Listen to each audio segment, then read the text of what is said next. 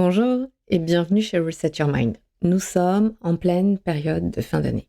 Et si tout le monde parle de pause bien méritée, soyons honnêtes, les vacances ne sont pas toujours aussi reposantes qu'on l'espérait. Entre les retrouvailles familiales, les to-do lists qui s'allongent et cette fatigue que l'on traîne depuis des mois, on arrive souvent à cette fin décembre sur les rotules. Tout comme vous, j'ai décidé de m'accorder un break. Parce que prendre soin de soi, c'est aussi la meilleure façon de mieux revenir. De prendre du recul pour imaginer la suite.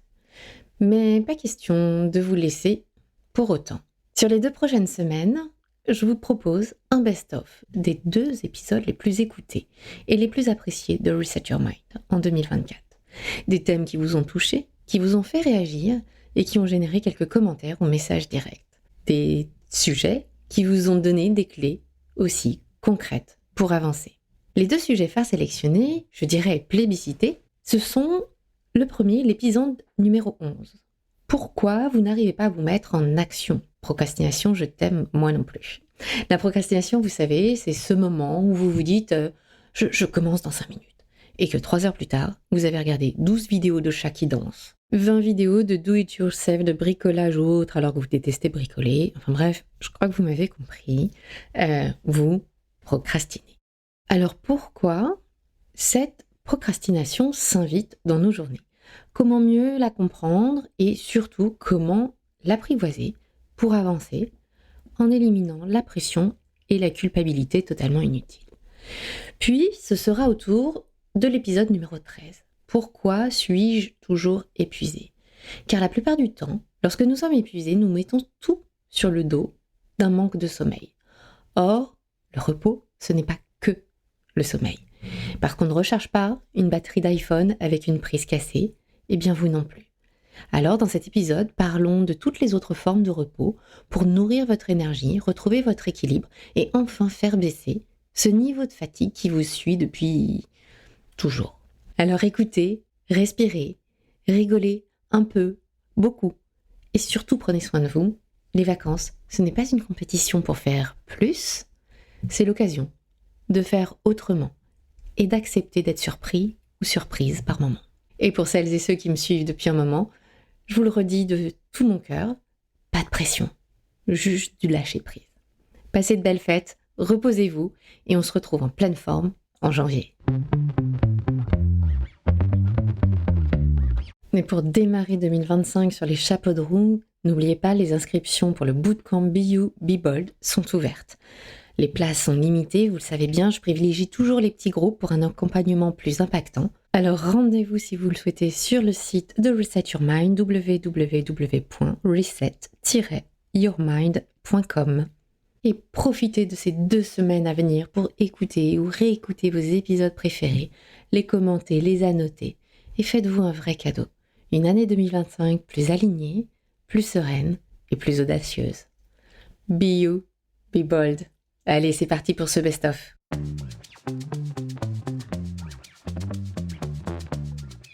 Bonjour et bienvenue dans ce nouvel épisode de Reset Your Mind, le 13e, dédié à notre épuisement perpétuel. Si je vous dis, justement, je suis épuisée, je suis fatiguée, je me lève le matin et j'ai l'impression de ne pas avoir dormi. Ou encore, je n'arrive pas à débrancher mon cerveau et la nuit il tourne en boucle, m'empêchant de dormir. Je n'en peux plus.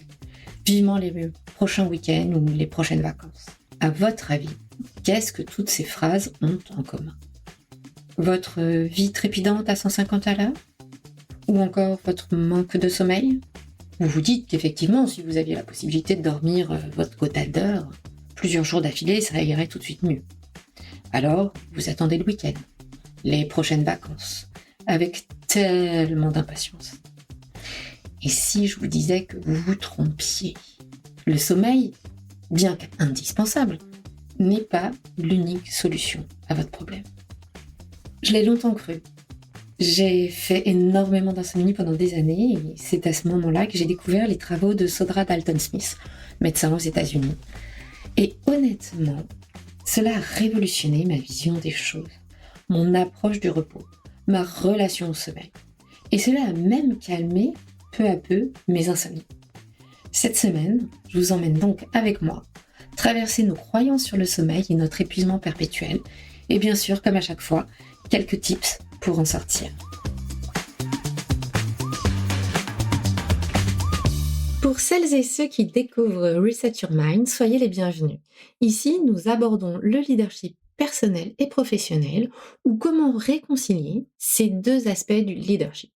Car le premier usage du leadership que l'on exerce est celui que l'on emploie dans son cadre personnel. Et oui, comment mettre au service de l'un les forces de l'autre et continuer d'évoluer, de s'enrichir, de dépasser nos points faibles, nos croyances limitantes, au-delà de ce que nous imaginons possible.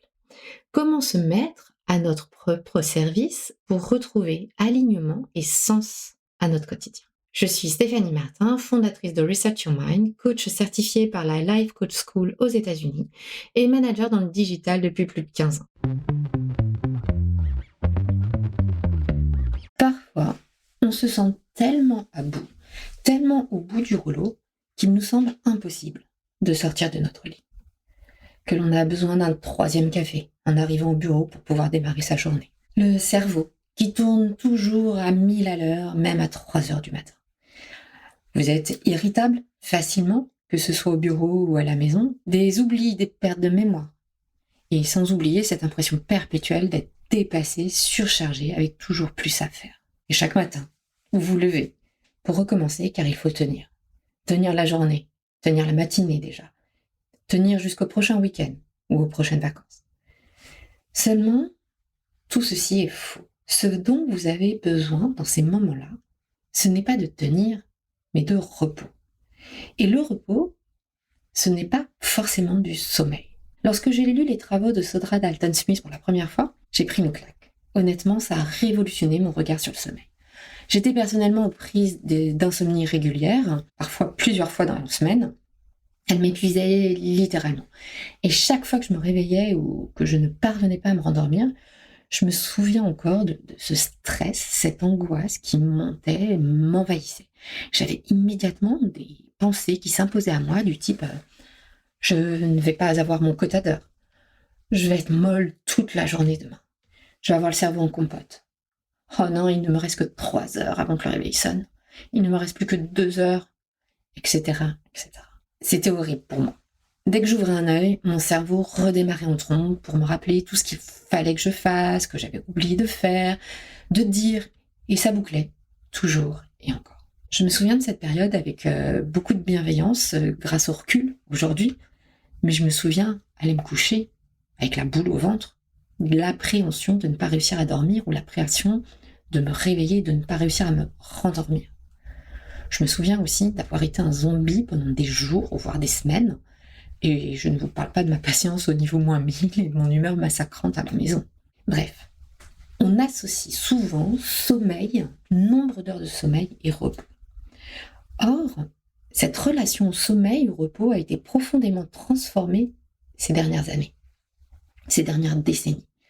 Dans notre société où nous sommes sursollicités de toutes parts, où nous voulons remplir au maximum nos journées pour les rendre plus héroïstes, plus rentables possibles, où nous héritons aussi de l'ère post-industrielle, où nous sommes accessoirement mis en concurrence avec des machines depuis maintenant des siècles, des robots, voire des intelligences artificielles, nous avons oublié que nous n'étions pas des machines, justement.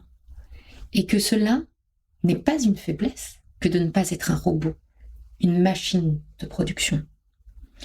D'ailleurs, vous êtes-vous déjà posé la question sur ce qui vous recharge aujourd'hui, ce qui vous repose, ce qui vous redonne de l'énergie? Prenez 5 minutes, vraiment. Quelles sont les activités que vous aimez faire pour vous reposer, pour recharger vos batteries? Est-ce que c'est vous poser devant une série en fin de journée ou le week-end? Est-ce scroller sur les réseaux tranquillement allongé sur votre canapé ou dans votre lit? Ou alors est-ce aller prendre un verre avec des amis pour faire la fête en fin de journée dans le dernier endroit à la mode? Ou encore le week-end prochain, faire la fête avec des amis, des proches, ou les prochaines vacances que vous attendez avec tant d'impatience?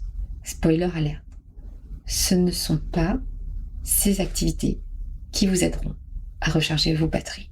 Navré. Ces activités ne sont pas du repos. Elles sont une continuité de sursollicitation de notre société actuelle. Principale raison de nos épuisements et du stress de notre système nerveux. Ces sursollicitations sont les meilleurs alliés du burn-out et elles ont explosé ces 10-15 dernières années, tout comme les chiffres du burn-out. En France, c'est 34% de salariés qui sont identifiés comme étant en souffrance, en burn-out, et plus de 13% en burn-out sévère. Au total, ça fait plus de 2,5 millions de travailleurs. 2,5 millions. Ces chiffres sont juste effarants. Et il est certain qu'avoir oublié comment se reposer, ou tout au moins n'avoir pas adapté nos manières de nous reposer à notre nouvel environnement, n'aide clairement pas. En effet, nous avons plus besoin de repos que de sommeil à proprement parler. Je suis allée chercher la définition des deux concepts, histoire de, pour cet épisode. Définition du sommeil. Le sommeil est un état naturel et récurrent de repos caractérisé par une perte de conscience, une activité musculaire réduite et une activité cérébrale modifiée. Le sommeil est crucial pour la récupération physique et mentale. Jusque-là, tout va bien. Ça fonctionne. Le sommeil est essentiel pour la santé physique et mentale. Il permet la réparation cellulaire, la régulation des hormones, l'amélioration de la mémoire et la consolidation des apprentissages. C'est vrai qu'on ne le répétera jamais assez. Le sommeil est essentiel à l'imagination, la consolidation des apprentissages ou encore la réparation, l'amélioration de notre corps. On y est assez vigilant lorsqu'on a des enfants en pleine croissance, ou même tout petits, mais c'est quelque chose que l'on oublie complètement pour nous-mêmes lorsqu'on devient adulte. Le repos, lui, est un état de relaxation et de réduction des efforts physiques, mentaux ou émotionnels. Il inclut une variété d'activités ou d'inactions qui permettent de récupérer l'énergie, de se détendre et de recharger ses batteries. Le repos peut donc inclure des siestes, de la méditation, de la lecture, de l'écoute de musique apaisante, passer du temps dans la nature ou tout simplement ne rien faire. En résumé, le repos est un concept plus large. C'est là où nous nous sommes fourvoyés, je pense, où nous nous sommes trompés de voie, en pensant que seul le sommeil était le garant de notre repos. En perdant de vue l'accroissement des sollicitations de notre société moderne et ne les régulant pas par du repos compensateur. C'est là que le docteur Sodra Dalton Smith, auteur du livre Sacred Rest, Recover Your Life, Renew Your Energy and Restore Your Sanity, remet les pendules à l'heure et redéfinit l'importance du repos dans toute sa palette.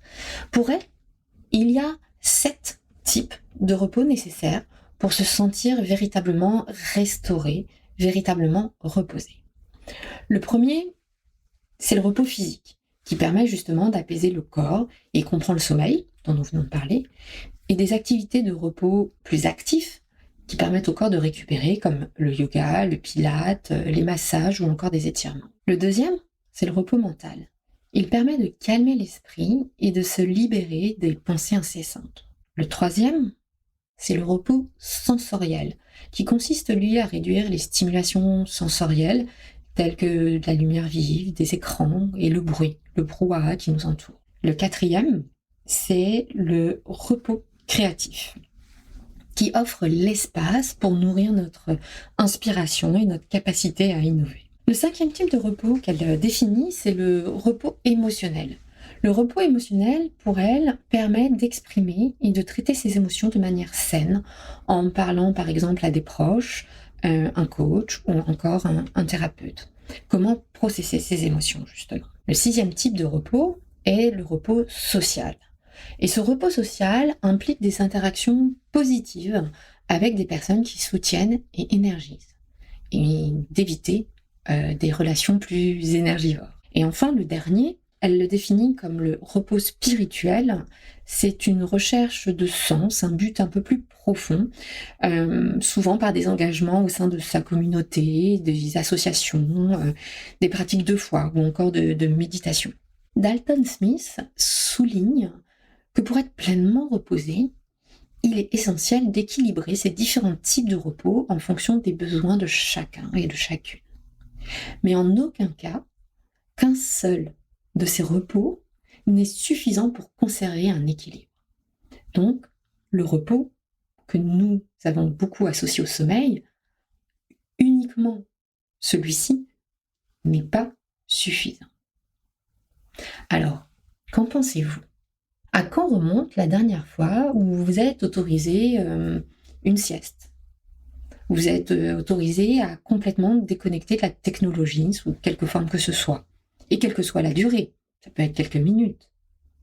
À quand remonte la dernière fois où vous vous êtes autorisé à ne rien faire, rêvasser ou dessiner, juste pour le plaisir de dessiner. Et au-delà de quand pour la dernière fois, à quelle fréquence vous autorisez-vous à le faire ?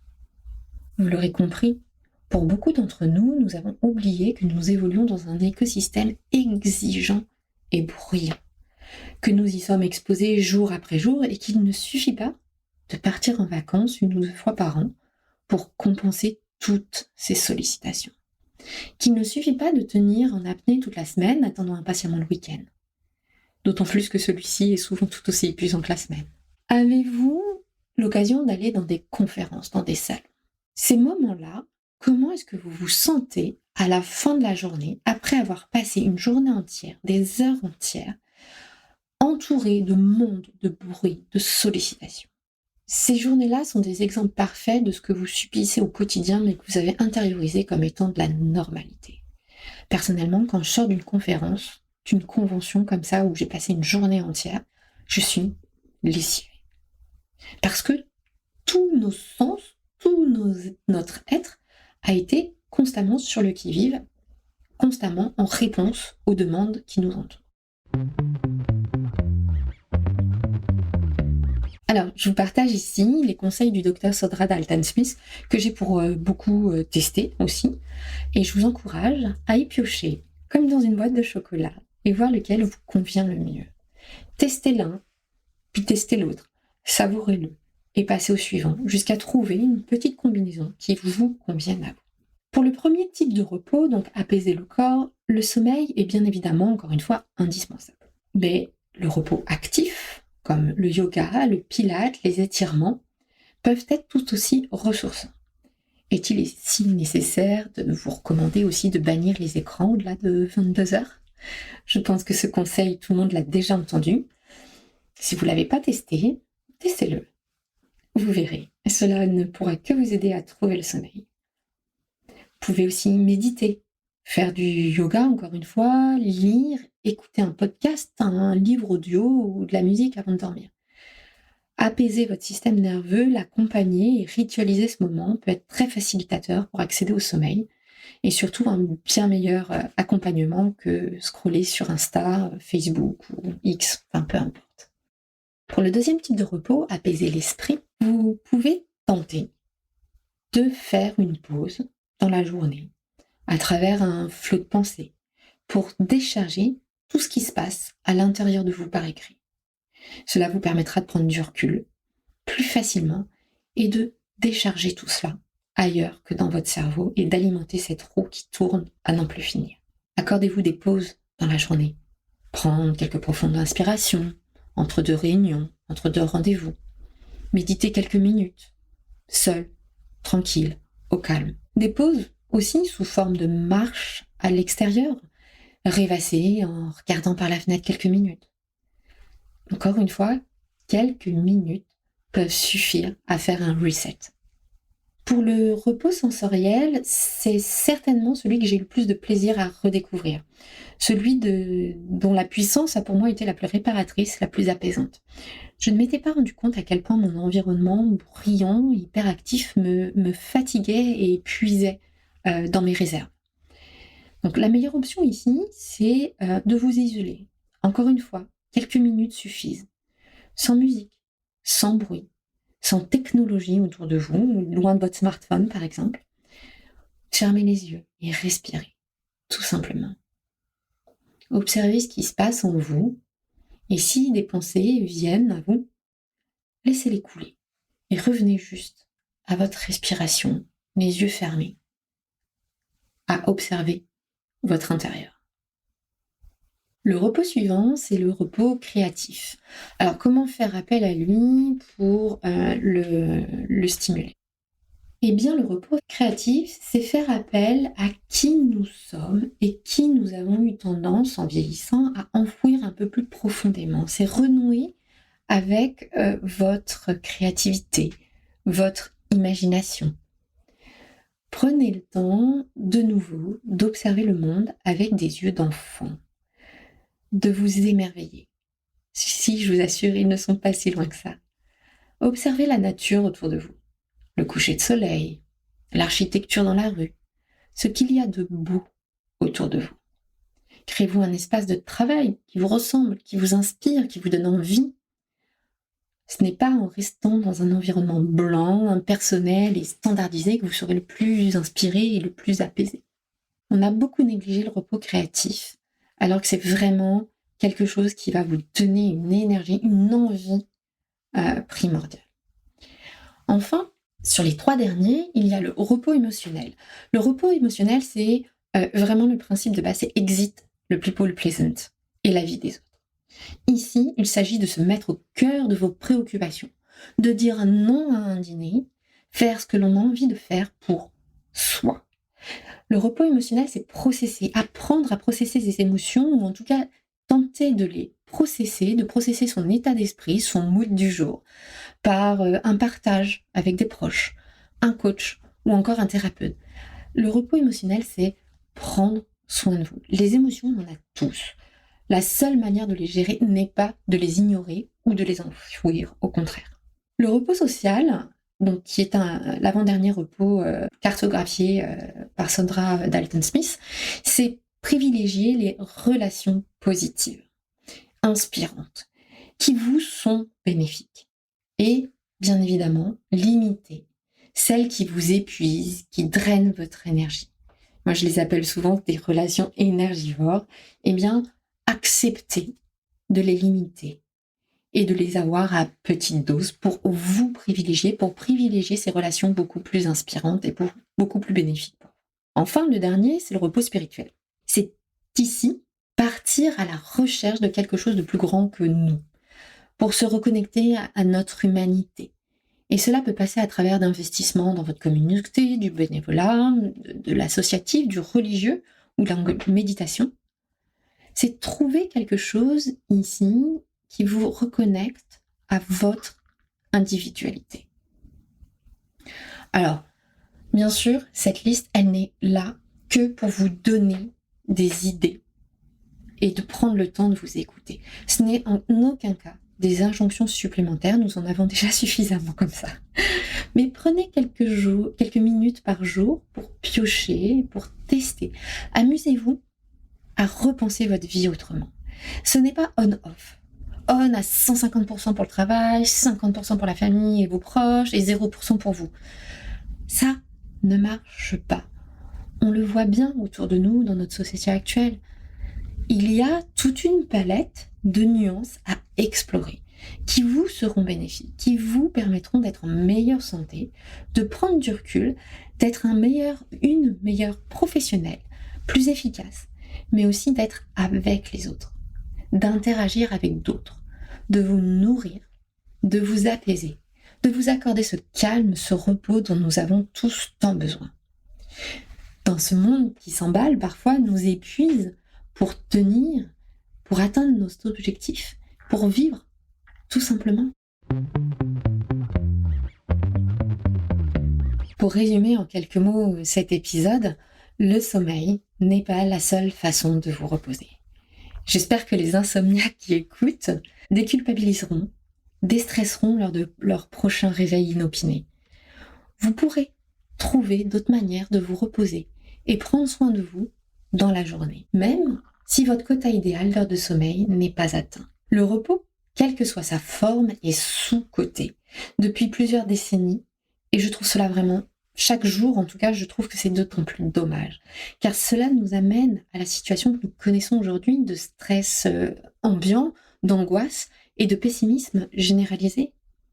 Alors, prenez le temps, quelques minutes par jour suffisent de vous tenir éloigné de la technologie, de fermer les yeux, de prendre quelques respirations profondes, d'observer les nuages, le vent dans les arbres ou tout simplement les gens qui vous entourent au déjeuner, de dessiner, de gribouiller, de peindre ou de jouer de la musique, de vous balader dans la nature autour de vous. Autorisez-vous à vous aménager un espace de travail où vous vous sentez bien, qui vous inspire, qui vous donne envie. Et surtout, accordez-vous de dire non aux autres lorsque vous avez besoin de vous dire oui à vous.